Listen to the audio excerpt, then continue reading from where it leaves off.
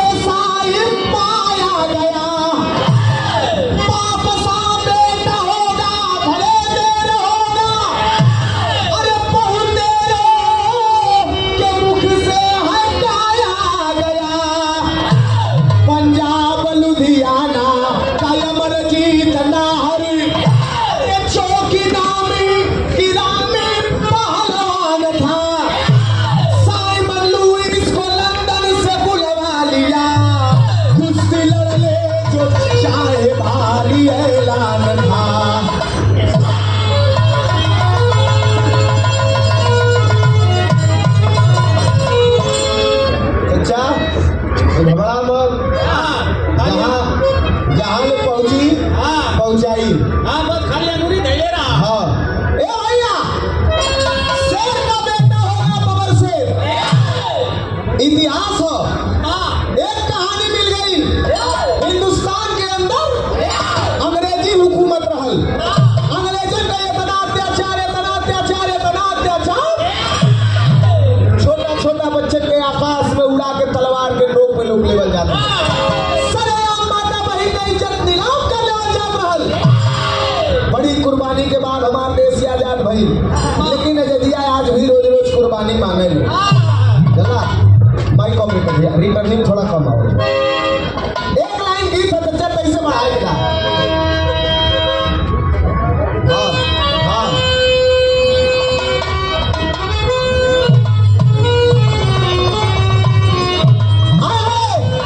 विराह में एक समय रहल, रामदेव गुरुजी और बुल्लू गुरुजी का जब विराह हुआ है तब बुल्लू गुरुजी है के तनी से लहाई के कहा कैसे कहा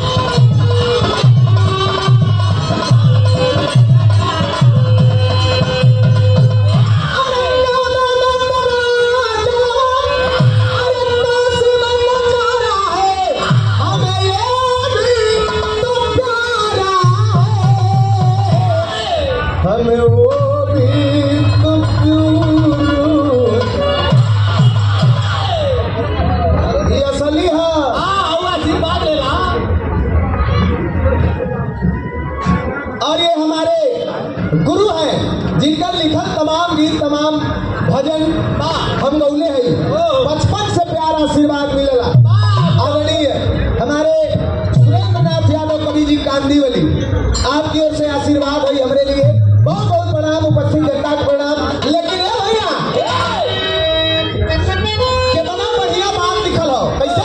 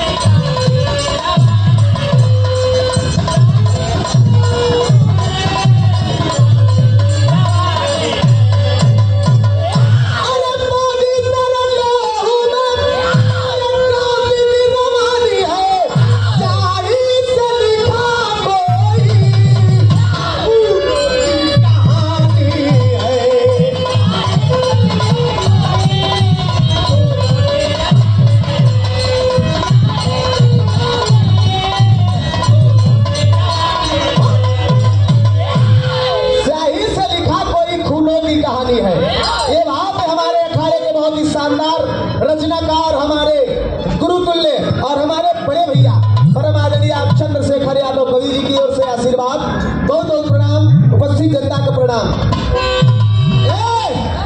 लेकिन देखा बिरहा जब हो तो पुल्लू गुरु जी, रामदेव गुरु जी मीटर उतना उतना हो, लेकिन कहे का तरीका अलग अलग रहे। चला पुल्लू गुरु कहे कैसे कहा,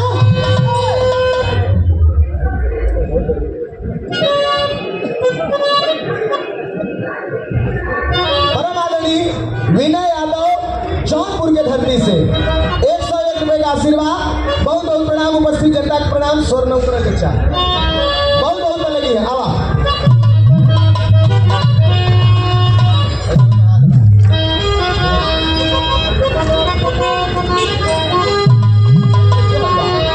पुल्लू गुरु जी कहा है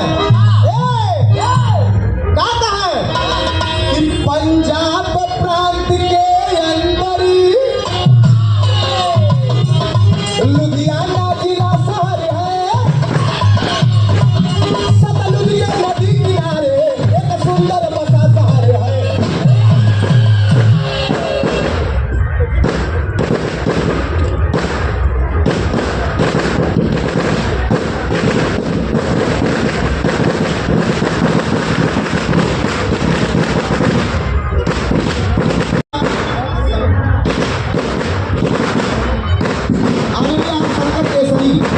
आप हमारे पीछे महोदय महानुभाव की ओर से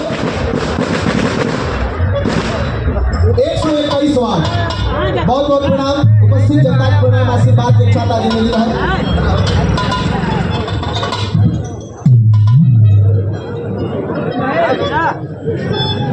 और ये राम मंदिर से हमारे गार्जियन, हमारे बड़े भैया आप बबलू यादव जी, जो कि बिहार के शुभचिंतक हैं, और गणपति पूजा में राम मंदिर हमारे कार्यक्रम रहे।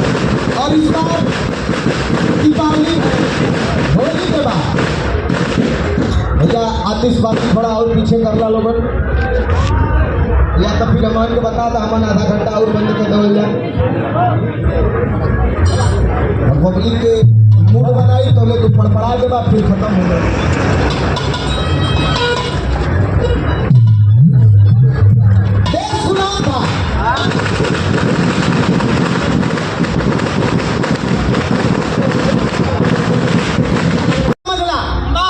पंजाब प्रांत के अंदर लुधियाना जिला शहर है, सतलुज के नदी किनारे एक सुंदर बसा शहर है। सन 1928 में साइमन कुछ अपना कानून लाया, लाजपत राय कुछ साथी विरोध में अलख जगाया। लाहौर में 30 अक्टूबर लाजपत में लाठी बरसाया, 17 नवंबर को वो दुनिया से हुए पराया। बात आप लोग समझना, 1928 में साइमन अंग्रेज एक विदेशी पट्टा लेके आया, कहा पंजाब के लुधियाना शहर में, और लेकर के आया कुछ आपन अलग कानून लेके आए रहन। वो कानून हिंदुस्तान में लागू करे चाहे, लेकिन क्रांतिकारी विरोध कैलन, लाला लाजपत राय विरोध कैलन। तो 17 अक्टूबर के लाला लाजपत राय के ऊपर लाठीचार्ज भई, और 30 नवंबर को लाला लाजपत राय इस धरती से अलविदा हो गए। जब अलविदा हो गई ना, तब क्रांतिकारियों के देखा 16 भड़कल है। कैसे?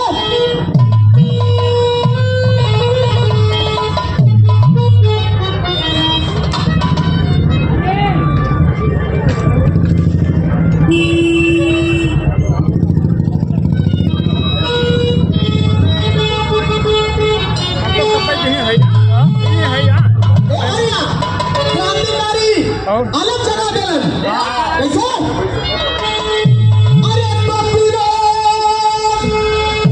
अरे विरोध हिंद में जारी, साइमन फिर जान बिछाया, एक लुइस नाम का पट्टा लंदन से हिंद बुलाया। संजय को होगी कुश्ती, चक्का सगरों बनवाया,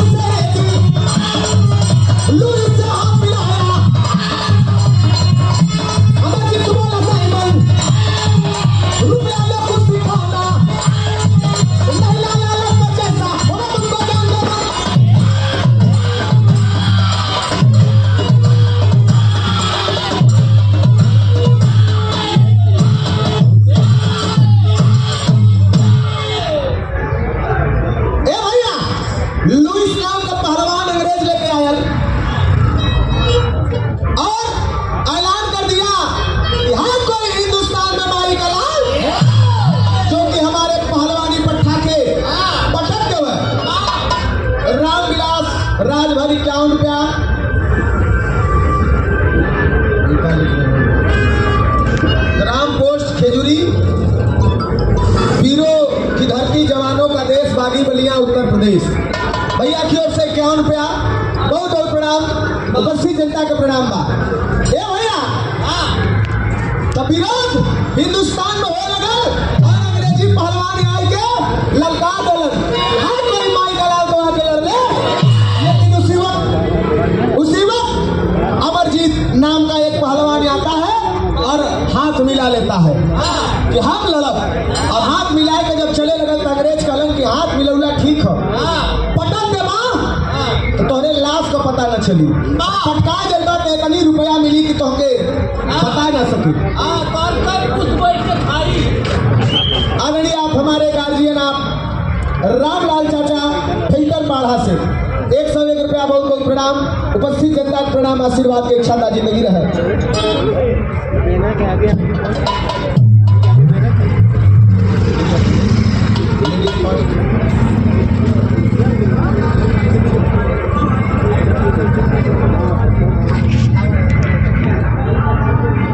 इतना देरी में तो हम वीडियो बना के नहीं देखते।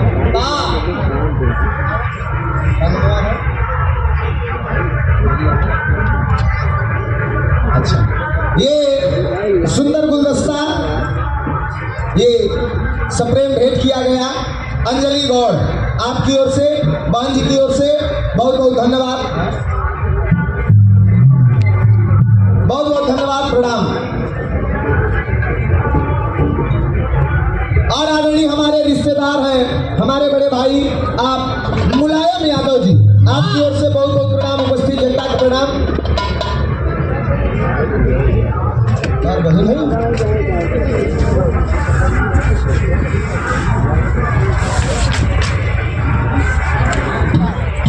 चला आपकी ओर से आशीर्वाद, बहुत बहुत प्रणाम, उपस्थित जनता का प्रणाम।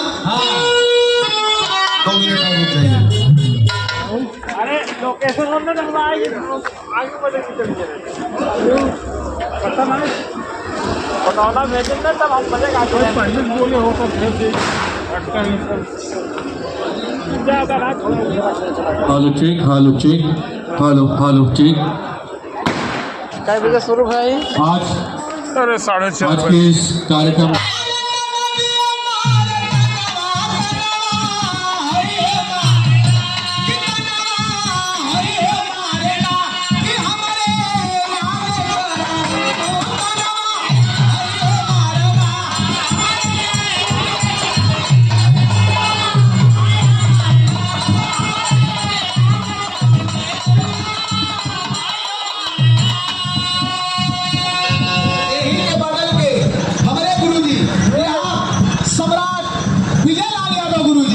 यही के बदल के गौलन कैसे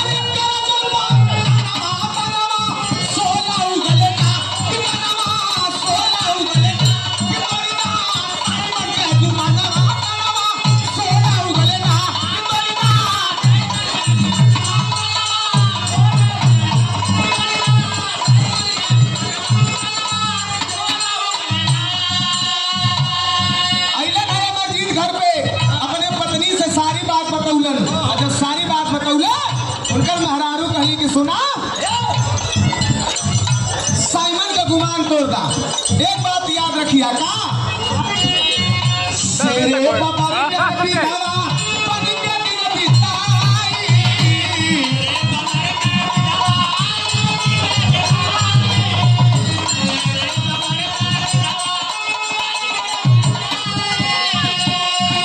मऊगा मरद के रहते, मऊगा मरद के रहते हमारी गाई।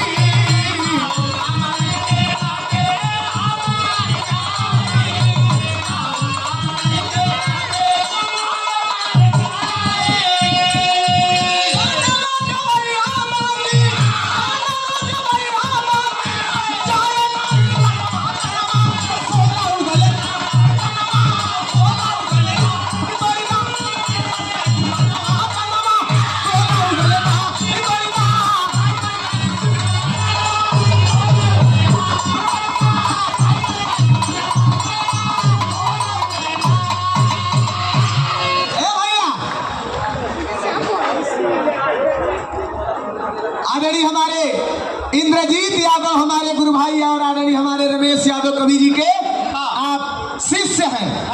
आपकी ओर से आपके करकमलों द्वारा आशीर्वाद पुरस्कार 201 रुपया का बहुत बहुत प्रणाम। आदरणीय घनश्याम यादव बड़े पिताजी के आप भाई हैं। आदरणीय लल्लू यादव जी और आदरणीय हमारे घनश्याम यादव जी के बड़े भाई आपके करकमलों द्वारा 501 रुपए का पुरस्कार और हमारे बड़े भैया जिनसे बड़ा प्यार और बहुत स्नेह मिलेगा हमारे श्री स्वामी जी के परम भक्त मटगड़वा घाट के अनुयायी आप मनोज यादव बड़े भैया जन्मभूमि इटावा और कर्म भूमि मुंबई। बहुत बहुत प्रणाम बैठा बहुत बहुत पहले की है उपस्थित जनता को प्रणाम करना चाह। ए भैया मेहरारू कलश की सुना रहा का शाम से नहीं तो मर जाए।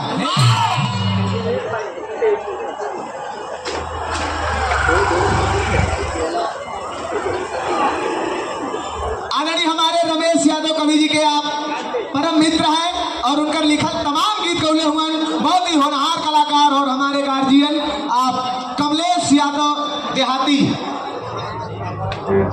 कमलेश राजभर उर्फ कातिल ये आपका एरिया है। आप लोगन का भाई आप लोगन का बेटा बहुत बहुत प्रणाम उपस्थित जनता का प्रणाम आपके करकमलों द्वारा आशीर्वाद उपस्थित किया जा रहा भैया।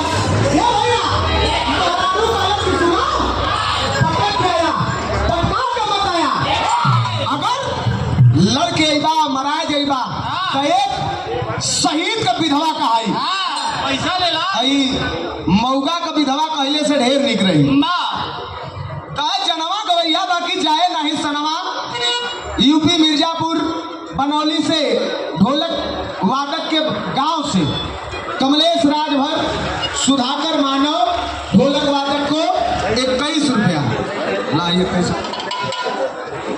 हमारे मोलू भैया के गांव कहूँगा ना और हमहू के आशीर्वाद दिले ना बहुत बहुत प्रणाम करी ऐसे लोग नाराज जी हो जा यह हमारे का दुकानदारी है भैया यही वजह हमारे गांव बनारस से अनिया तक आए लई यह हमारे का दुकानदारी है एक चले दिया लोगन केहू जने बुरा मत मनिया जकरे लगे कम रही तो कमो दे दिया बहुत बहुत लगी है।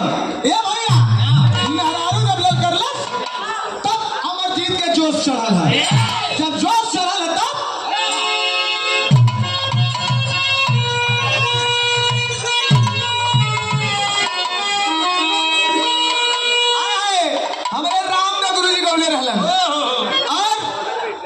गीत बड़ा हिट रहल हम तो कोशिश करल जाला उ चीज ना हो पावे के झुलूर बड़का बहु लेकिन एक कोशिश हो कैसे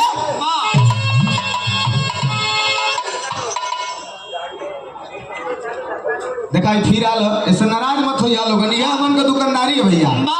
ऑलरेडी आप समाजवादी पार्टी मुंबई उत्तर पश्चिम जिला अंधेरी विधानसभा 121 श्री लालजी यादव पूर्व अंधेरी विधानसभा अध्यक्ष आप पूज्य महोदय के करकमलों द्वारा 201 रुपए का आशीर्वाद बहुत बहुत प्रणाम हो आपके उपस्थित जनता का प्रणाम आशीर्वाद का इच्छा ताजी लगी रहे हवा।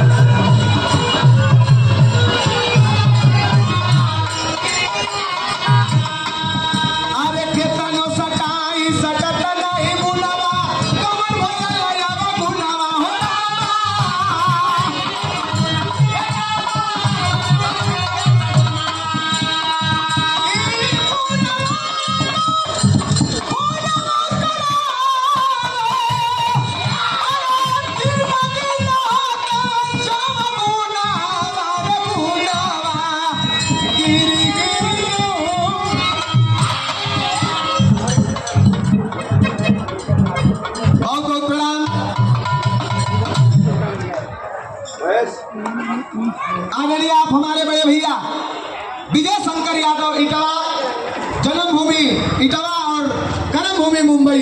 हमारे बड़े भैया हैं, बहुत स्नेह बहुत प्यार मिलेला। अपने बेटवा के कुछ देवे से पहले हमके देवल, बहुत बहुत प्रणाम हो। लेकिन ये गायक कलाकार तो एक बार ताली बज जाए। आदरणीय हमारे संजय लाल यादव भाई की ओर से और हमारे गुरुजी के शिष्य हैं, बहुत बहुत प्रणाम। उपस्थित जनता को प्रणाम। ये भैया जवान चलल हुआ कुश्ती लड़े के लिए, और जब यहाँ कुश्ती लड़े के लिए चलल तो हथवा मिलौ पे पटक दहला। अब पटकल और जब पटक दहला तब देखा टेरी में कहना चचा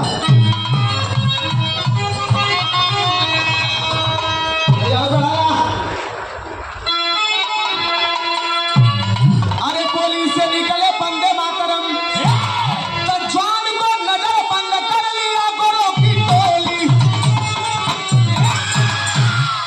जान को नजर बंद कर लिया गोरों की टोली, बोली से निकले बंदे मातरम। ए भैया तो जश्न मनाते भारतवासी, भारत माता की जयकार। इसी मौके का लाभ उठाए जवान को लेके हुए फरार। घर में शीला को चैन नहीं, उसे लगा धोखा हुआ पर यार। मांग का सिंदूर विदिया फेंकी, लता पिया को दिए सब मार। ए भैया हिंदुस्तानी जश्न मनावत हुआ कि हिंदुस्तान का पहलवान अंग्रेजी पहलवान के पटकले बा आया है। ए भैया यही का फायदा उठौलन अंग्रेज और अमरजीत के गायब कर देलन। एक दिन, दो दिन, 4 दिन, 5 दिन, 1 हफ्ता, 2 हफ्ता, 3 हफ्ता, महीना जब बीत गया ना अला, तब शीला उनकर पत्नी समझ गई। इनकी लगा था हमारे पति के साथ धोखा हो गया। आया है मांग के बारे हमारे देश की वीरांगना मांग का सिंदूर धो देली, और मांग का सिंदूर धोए के चूड़ी फोड़ के सफेद साड़ी पहिर के बैठल है, गर्भवती रहली, पेट में बच्चा रहल। तब देखा यहाँ चचा पारंपरिक गीत है।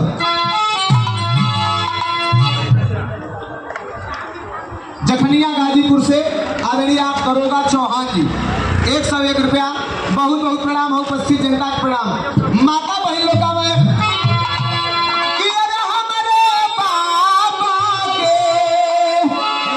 अरे पतरी अंगुरिया असमरी नौआ नहका टुरे।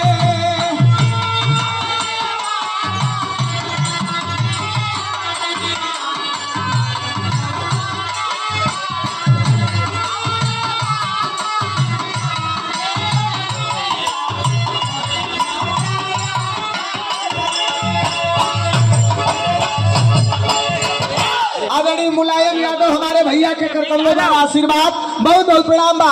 तसीला पालत रहली अरे गोदी में ललनवा, अरे सीला पालत रहली गोदी में ललनवा, बनाई बनामी पहलवानवा।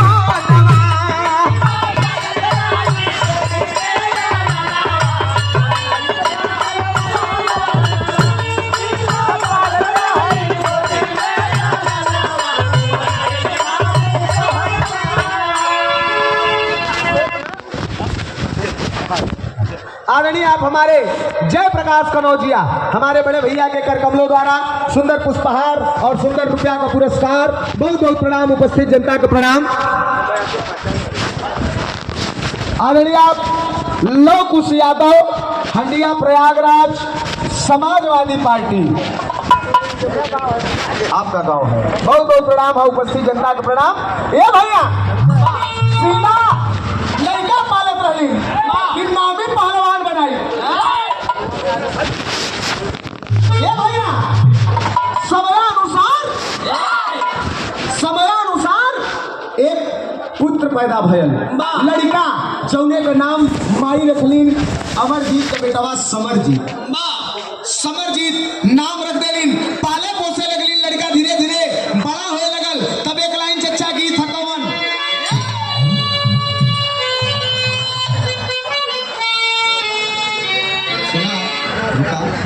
आराम से गावा, बहुत चिल्ला देने से मजा नहीं आया।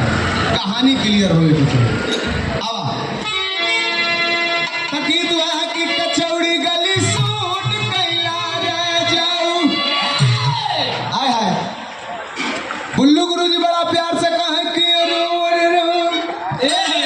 अरे सावरी अरे जगियो कहा कचौड़ी गली सूट अरे मिर्जापुर के कैला गुलजार हो कचौड़ी गली सूट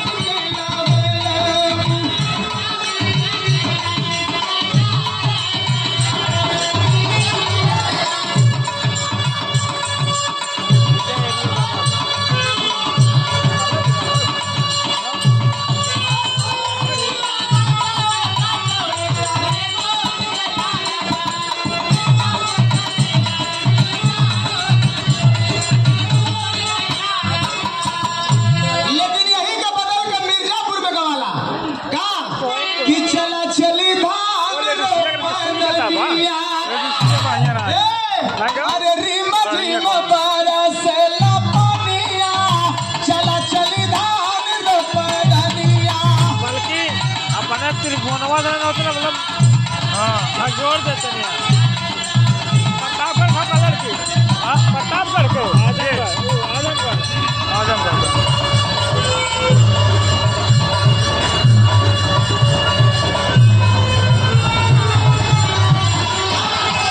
रीमा रीमा बरसेला पानिया राम अलीपाल मिर्जापुर के धरती से ये 111 रुपए का पुरस्कार है। बहुत बहुत प्रणाम।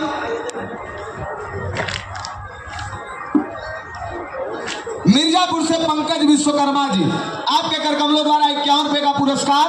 बहुत बहुत प्रणाम है। लेकिन यही के बदल के एक और गवाले क्या गवाले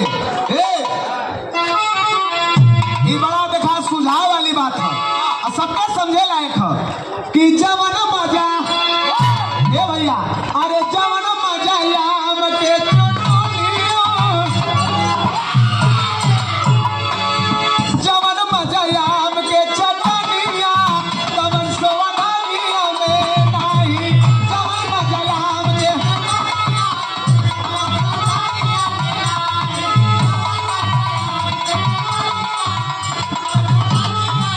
अरे जवन मजा याम के चटनिया तवन सोवनिया में नाही।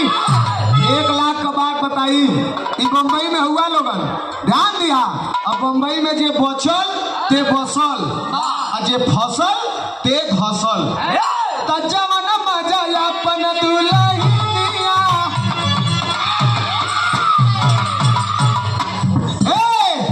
जवन मजा अपन दुल्हनिया दूसरे के दुनिया में नाही जवन मजा अपन दुल्हनिया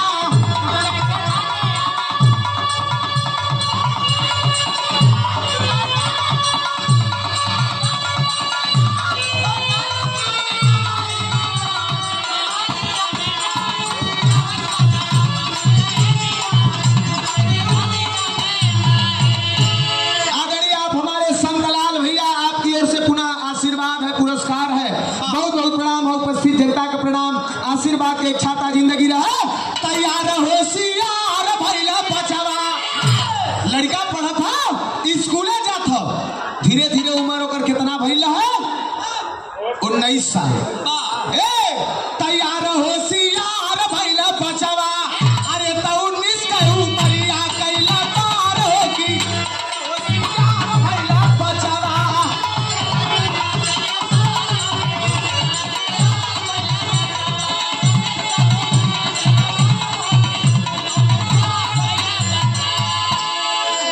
स्कूले में गए लड़का समर जी बैठल है पढ़त है और पढ़त मास्टर साहब वो दिन एक नया पाठ पढ़ौलन का पढ़ौलन अरे सोहागी नया भागिन पाठ गुरुजी पढ़ाए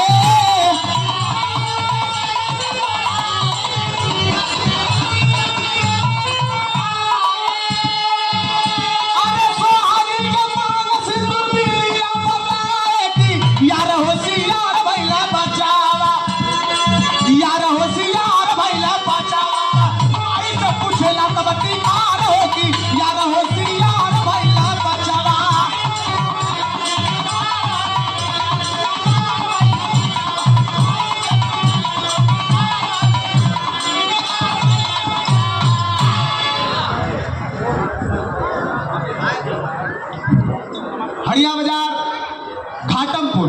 राजकुमार यादव समाजवादी पार्टी आपका गांव 101 रुपया।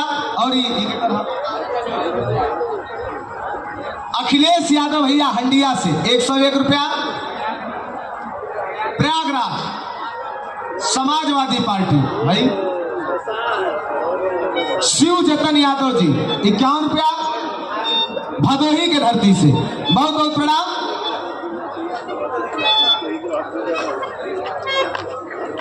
एसपी यादव समाजवादी पार्टी बहुत बहुत धन्यवाद बहुत बहुत प्रणाम है।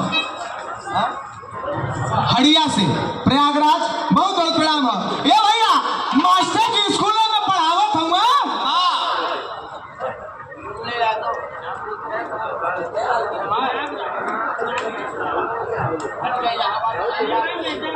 अच्छा मेजा प्रयागराज से बुल्ले यादव अब बाबूजी की ओर से 101 रुपया हमें और 51 रुपया हमारे धर्मराज चचा के बहुत बहुत प्रणाम। नहीं होकर रखा अरे ठीक होकर रखा।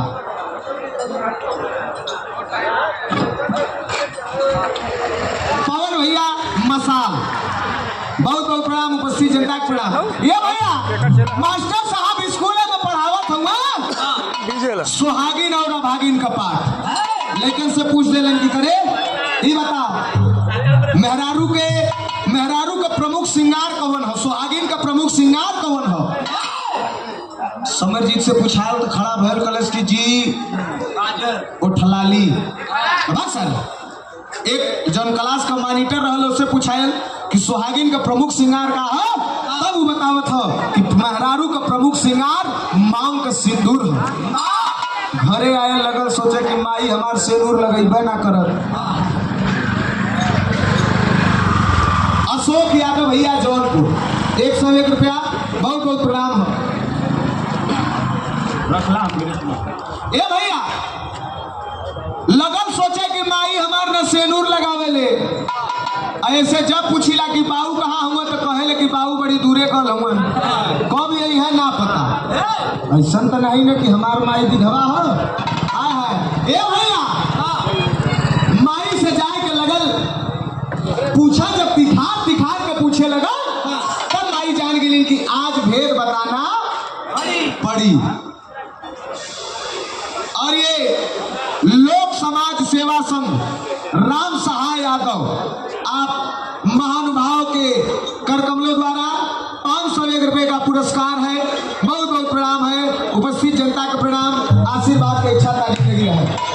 ए भैया माई से पूछा था क्या पूछा था मास्टर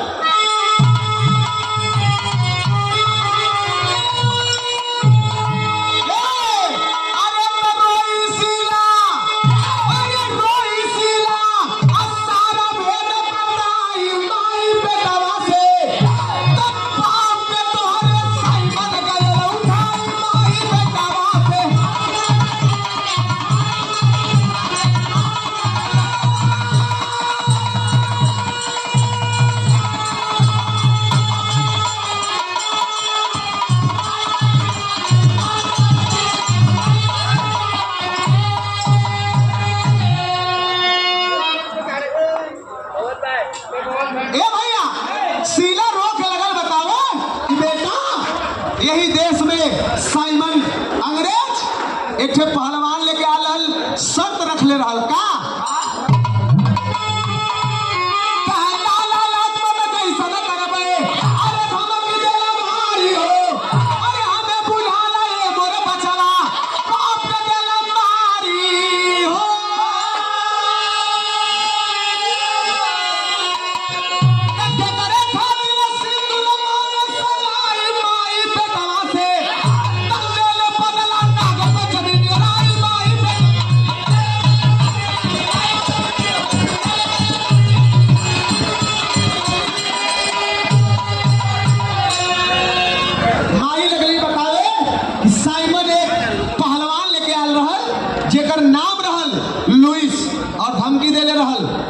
पटका मत पटकबा तो अपने जान से हाथ हो जीबा। है माई जब बतावत है कली लेकिन तोहार बाप पटक देलन मनलन नहीं हमें लगा था कि तोरे बाप के कुल मार दे ना अइलन यही दिन रात खातिर तो के पाल पोस के बड़ा कैले है फौलाद बनौले है।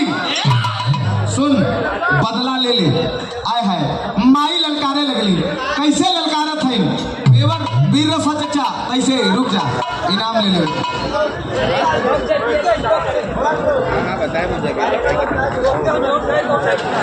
बैठक बैठक गाय की बैठक नमवा बता दा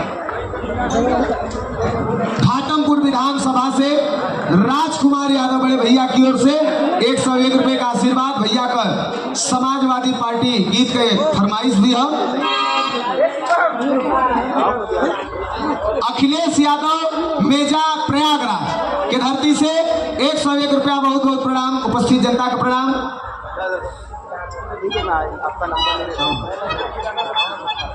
ए भैया हाँ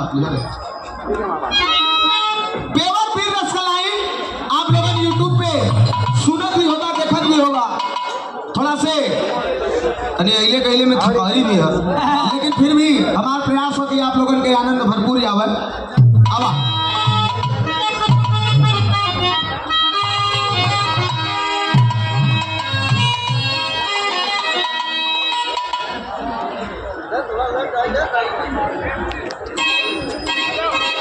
पेवर पीर रसकलाई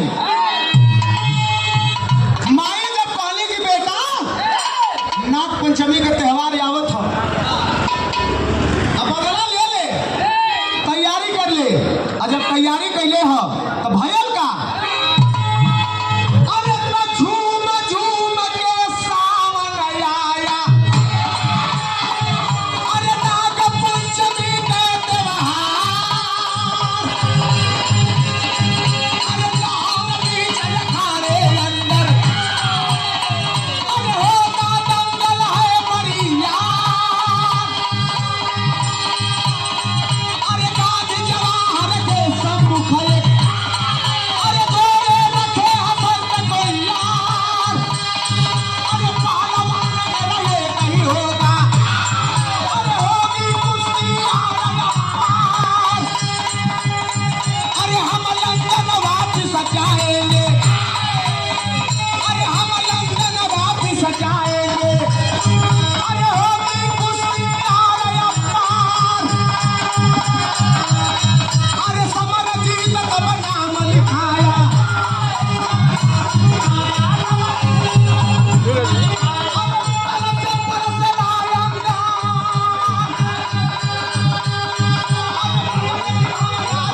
उठी है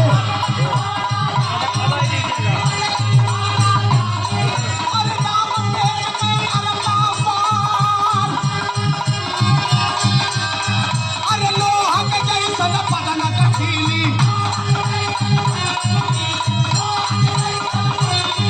अरे असर करी ना तीर तलवार तब चल बैठा सीना के ऊपर चल बैठा सीना के ऊपर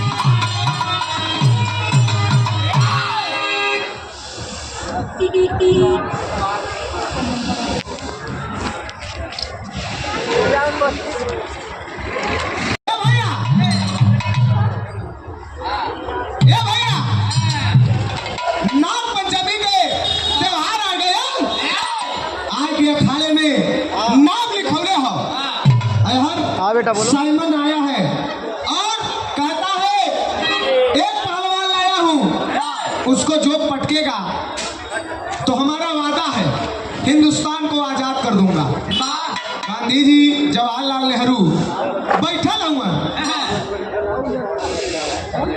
सब सोचत हो चूक न हो आजादी मिल जाएगी जाए के समरजीत नाम लिखा लेलस और जब नाम लिखौलस अखाड़े पे चढ़ल हो आ अखाड़े पे जब चढ़ल तब कहला हो कैसे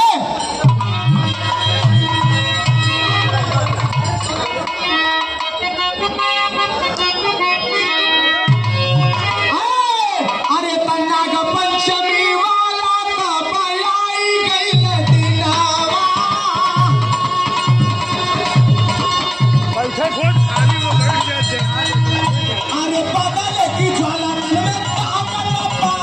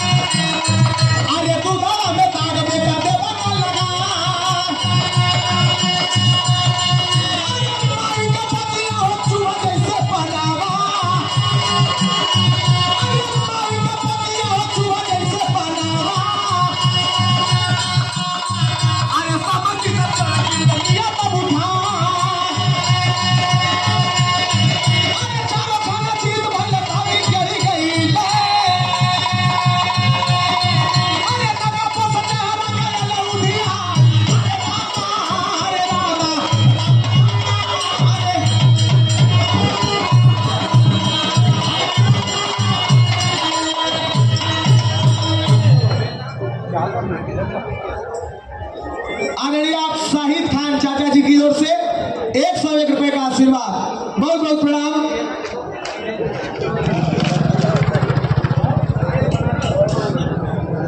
ये देखा हमारे बगलिया को राकेश बाबू बनारस बाबतपुर के धरती से आशीर्वाद 101 रुपया, बहुत बहुत प्रणाम। उपस्थित जनता को प्रणाम। ये देखा हीरो अजय है, ये देखा हमारे भैया हुए, इनके हम आर्मी मैन मिलिट्री मैन से कम ना समझे। इनका पर्सनालिटी देख के हम कहली कि कहाँ मुंबई में भटके हुआ तू फिल्म उलिम में ट्राई मारा। हमरे भाई हो गए हमरे अशोक भैया बाली जी बना भाइयों के भौजी कह के फेरे हुआ, कोई दिक्कत ना। होली तो शुरू हो गई ना भैया, होली में फागुन बुढ़वा देवर लगे। हमरे अशोक यादव भैया टिटवा कुटिया से आशीर्वाद पुरस्कार, बहुत बहुत प्रणाम। उपस्थित जनता के प्रणाम। आशीर्वाद की अच्छा का जिंदगी रहे और कोई जगह हुआ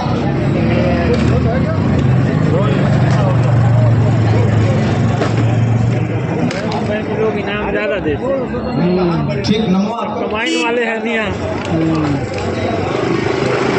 राम जी यादव घाटमपुर प्रयागराज, ये 101 रुपया हमें और 51 रुपया हमारे चच्चा के धर्मराज चच्चा के धनादा, बहुत बहुत प्रणाम। श्री राम यादव आजमगढ़ एकदम हो जाए तो हवा कर लेगा, बहुत बहुत प्रणाम है। ये भैया चार के खाया पर चढ़ा और लड़ा लगल पहलवान से, तो अंग्रेज पहलवान के लेके आल हलन, ओकर हाथ लौकत गोड़ लौकत सब लौकत है।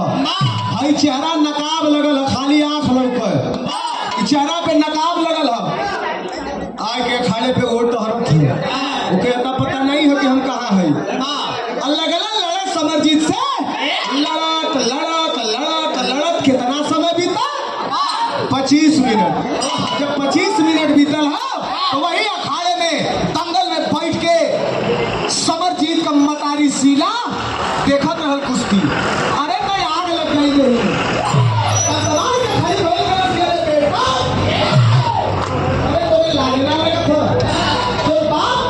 हाथ मिलौता धार से पटक देलस। अतः जवान है कि लड़त हुए 25 मिनट बीत गए, न पटकते हुए न पटकाते हुए दुधवा में दाग लगा देवे का। आय है माई का बात सुनलस, चनायल की करेजवा छेद देहलस।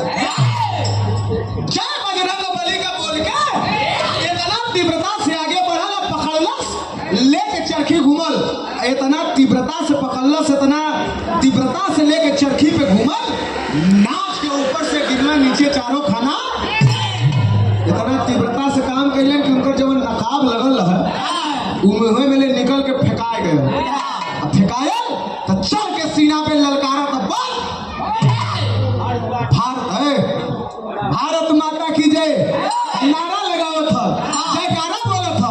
आए है तब तक मतारी वही अखाड़े में ताली बजावत है।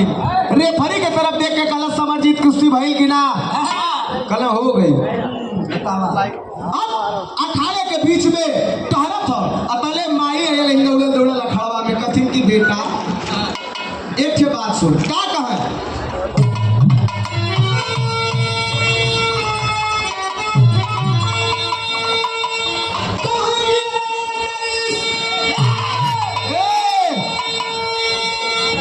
पहलवान आल 1928 में, हाँ ई पहलवान आयल है 1947 में, 19 साल के बाद। तब माई कहली का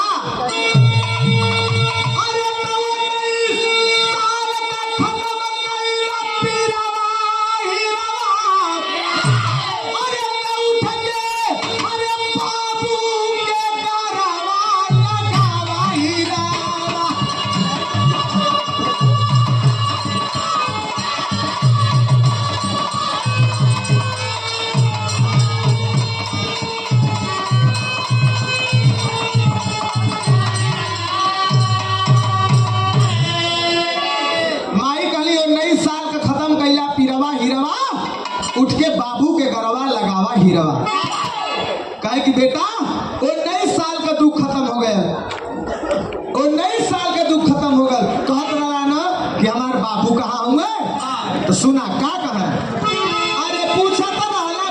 जी के ए हाय में पहिला अरे अमर जीत कहना ये माई फिर भी ना पढ़ैला आज गागर में समाई सागर बाहिरवा माई कहे कि बेटा सुना जेके पूछत रहा कि हमार बाबू कहाँ हुवन तो यह तोहार बाबू हुवन उ पहलवान कोई और ना ये बिरहा के बहुत ही सुंदर कलाकार हमारे भाई हैं, बहुत ही जानदार धुआंधार कलाकार हुए अमिताभ जख्मी हमारे भैया कि तो बॉलीवुड में अमिताभ बच्चन हुआ कि तो बम्बई में अमिताभ जख्मी हुआ ताकि बच्चनों लगा हमारे भाई की ओर से आशीर्वाद हो पुरस्कार हो बहुत बहुत प्रणाम हो ए भैया कहा कि उके हुआ और ना अमरजीत पहलवान जो 19 साल पहले लुइस के पटकले रहलन गायब भर रहला वही पहलवान आज अखाड़े में खड़ा है समझ ना पौलन शीला से पूछलन शीला बतौलस कहे कि हम तो देशवे घूमत है कुछ जहिया सामने पकड़ के ले गए तब से कौनो न कौनो देश लेकर घूमते हुए खुदा ना पता कि हम भारत में है अपने ही बेटा से लड़त है लेकिन बहुत खुशी हुई लड़के बाप से बढ़ के खुशी भाई बेटा लेकिन एक बात कहे का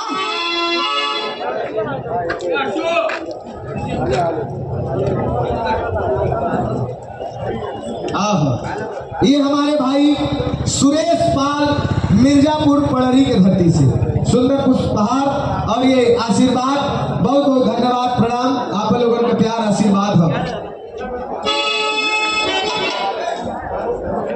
आगे आप मालिक चंद बोरोवली आपके कर कमलों द्वारा 501 रुपए का पुरस्कार बहुत बहुत प्रणाम उपस्थित जनता को प्रणाम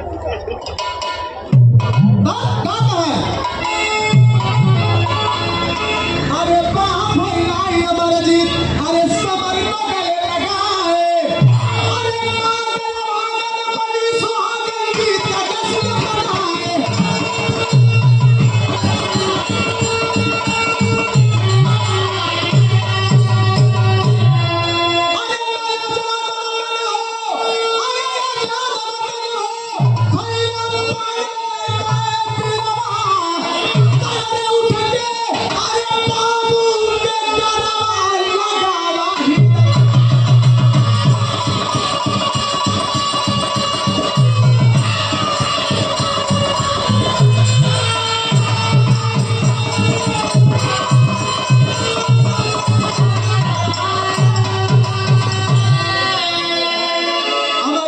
समरजीत गले मिलते हैं वो अभागन फिर से सुहागन हो गई कि हमार पति आ गई जब मांग के धोले रही तो सबसे पहले गुड़वा के धोले और वही गुड़वा से धोवर के पनिया से पहले मंगिया धोके तब टटका से नूर लगाई ये है हमारे देश का इतिहास हमारे भारत का इतिहास अरे पैसे आके आप पीछे बजाला मालिक बड़ी बड़ी मशक्कत के बाद तब हमारा देश आजाद है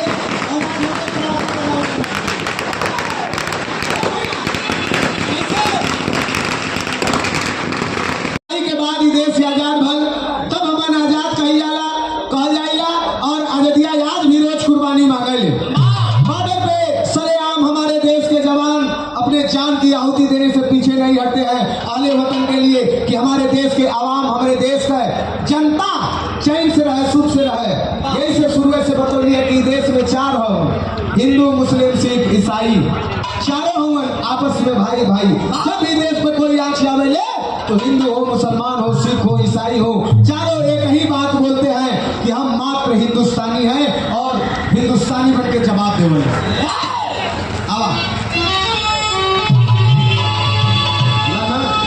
अच्छा इतना देश के लड़ने के बाद आजादी मिलल तब हमारा आज पड़ाका बजावे लायक हो गुरु बिहारी